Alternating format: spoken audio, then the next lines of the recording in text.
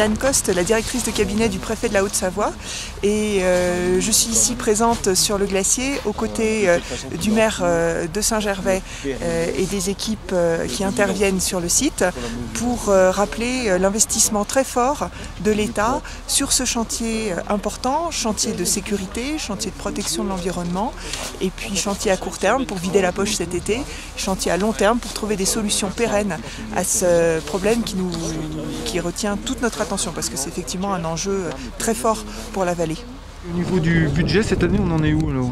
Écoutez, cette année comme les années précédentes, l'État est présent et finance 80% de la dépense, tant au niveau des études que de l'intervention. On approche le 1 million d'euros, autour de 900 000 euros entre études et campagnes de pompage.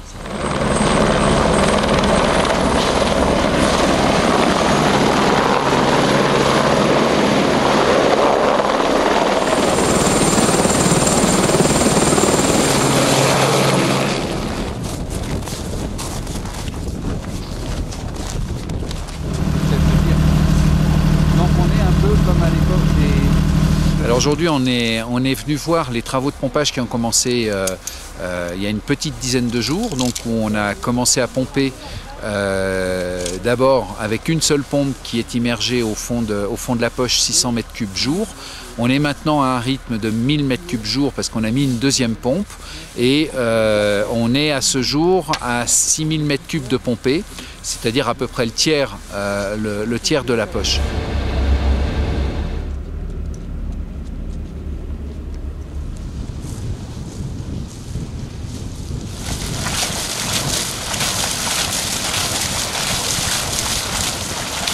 Alors, depuis 2010, ce que l'on observe, c'est que le volume d'eau diminue d'année en année. En 2010, on avait 55 000 m3 d'eau.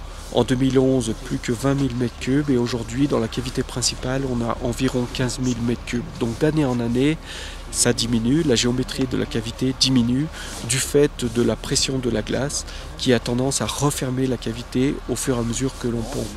Chaque fois que l'on pompe l'eau, la pression d'eau diminue et du fait de la pression de la glace, la cavité a tendance à se refermer.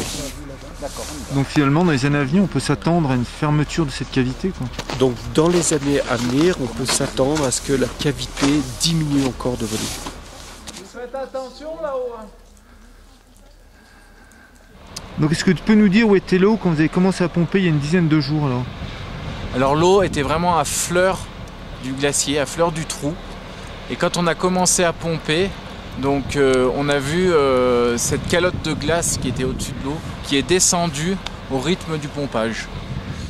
Donc pour nous, c'est la 3e année qu'on vient sur le glacier de Tête-Rousse vidanger l'accumulation d'eau dans la cavité.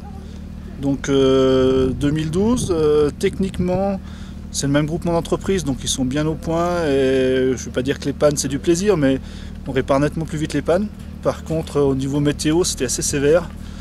On est arrivé avec de la neige, après on a eu une semaine de fun avec des rafales à 100-120, donc c'était pas évident. Et le week-end dernier, on s'est repris de la neige avec quelques pannes. Bon, ceci dit, on a réussi à passer nos 2 pompes, il y en a une qui est à moins 66 mètres, et là on pompe les 1000 m3 jour. Donc si tout se passe bien, d'ici 8 à 10 jours, on aura tout vidé, quoi.